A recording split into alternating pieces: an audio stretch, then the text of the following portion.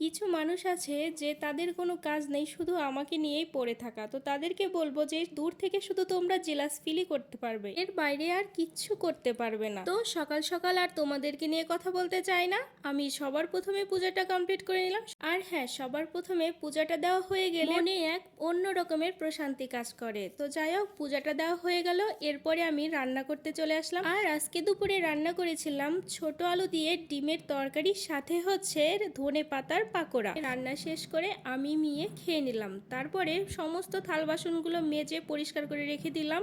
এরপরে আমার পুচকুটাও ঘুমিয়ে পড়লো আর মেয়েও পড়তে চলে গেল।